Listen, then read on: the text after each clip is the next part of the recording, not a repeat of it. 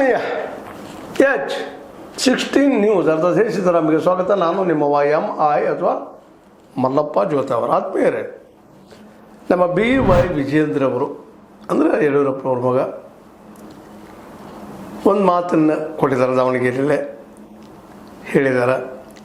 ವಿಧಾನ ಪರಿಷತ್ ಚುನಾವಣೆಯಲ್ಲಿ ಅಡ್ಡ ಮತದಾನ ಮಾಡುವ ಮೂಲಕ ನನ್ನನ್ನು ಅಪರಾಧಿ ಸ್ಥಾನದಲ್ಲಿ ನಿಲ್ಲಿಸುವ ಷಡ್ಯಂತ್ರ ಪಕ್ಷದಲ್ಲಿ ನಡೆಯಿತು. ನಾವು ಅಪರಾಧಿ ಅನ್ನುವಂಗೆ ನಿರ್ಮಾಣ ಮಾಡೋದು ನಮ್ಮ ಪಕ್ಷದ ವೈರಿಗಳಿದ್ದಾರೆ, ಹೊರಗಿನವರು ಅಲ್ಲ ಅನ್ನುವಂಥ ಮಾತನ್ನು. ಈ ಆಂತರಿಕ ಕಚ್ಚಾಟದಿಂದ ರಾಜ್ಯ ಸರ್ಕಾರದ ಆಡಳಿತದ ವೈಫಲ್ಯವನ್ನು ಮತದಾರರಿಗೆ ತಲುಪಿಸುವಲ್ಲಿ ವಿಫಲವರಾಗುತ್ತಿದ್ದೇವೆ. ನಮ್ಮದೇನು ಆಂತರಿಕ ಭಿನ್ನ ಮಾತದ, ಇದರಿಂದಾಗಿ ನಾವು ಕಾಂಗ್ರೆಸ್ಸಿನ ದೋಷಗಳನ್ನು ಜನರ ಮುಂದೆ ನಮಗೆ ಆಗ್ತಾ ಇಲ್ಲ. ನಮ್ಮವ್ರು ನಮಗೆ ಶತ್ರು ಆಗಿಬಿಟ್ಟಿದ್ದಾರೆ ಅಂತೇಳಿ ನೋವನ್ನು ತೊಡ್ಕೊಳ್ತಾ ಇದ್ದಾರೆ. ಆಂತರಿಕ ಕಚ್ಚಾಟ ಅನ್ನೋದು ಓಪನ್ ಆಗಿ ಒಪ್ಕೊಳ್ತಾ ಇದ್ದಾರೆ.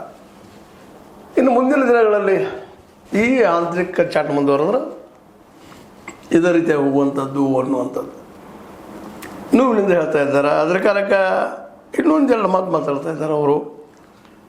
ಏನಪ್ಪ ಅಂತಂದ್ರೆ BS Yediyurappa Siddaramaiah, BY Vijayendra DK Shivakumar ಆತ್ಮೀಯರು ಎಂಬ ಅಪಪ್ರಚಾರವನ್ನು BJP ನಾಯಕರೇ ಮಾಡುತ್ತಿದ್ದಾರೆ. ನಮ್ಮವರ ಮಾಡಲಿಕ್ಕಿದ್ದಾರೆ ಅಪಪ್ರಚಾರ. ಹೊಂದಾಣಿಕೆ ರಾಜಕಾರಣ ಮಾಡ್ತಾರೆ, ಕಾಂಪ್ರಮೈಸ್ ಇದ್ದಾರೆ, ಹೊಂದಾಣಿಕೆ ಅವರಿದ್ದಾರೆ ಅಂತೇಳಿ. ಒಂದೇಳು ಹೊಂದಾಣಿಕೆ ಆಗಿದ್ರೆ ಸಿದ್ದರಾಮಯ್ಯರವ್ರ ಕಾಲದಲ್ಲಿನ ನಮ್ಮ ತಂದೆ ಮೇಲೆ 35 ಕೇಸುಗಳು ಪ್ರಕರಣಗಳು ದಾಖಲಾಗಿದ್ದಾವೆ. ಇವು ಹಾಕಿದ್ದವ ನಮ್ಮ ಅನ್ನುವಂಥ ಪ್ರಶ್ನೆ ಕೇಳ್ತಾ ಇದ್ದಾರೆ. ಅವ್ರು ಹೇಳೋದ್ರಲ್ಲಿ ಒಂದು ತಥ್ಯನೂ ಅದ. ಏನಪ್ಪ ಅಂತಂದ್ರೆ ವಿಶೇಷವಾಗಿ ಹೌದಪ್ಪ, ನಾವು ಹೊಂದಾಣಿಕೆ ಇದ್ರೆ ಇಷ್ಟೆಲ್ಲ ಕೇಸ್ ಮೇಲೆ ಬರ್ತಿದ್ದು. ನಾವು ಹೊಂದಾಣಿಕೆ ಇಲ್ಲ, ನಾವು ನಿಜವಾಗಿಯೂ ಕಾಂಗ್ರೆಸ್ ವಿರುದ್ಧ ಹೋರಾಟ ಮಾಡ್ತಾ ಇದ್ದೀವಿ.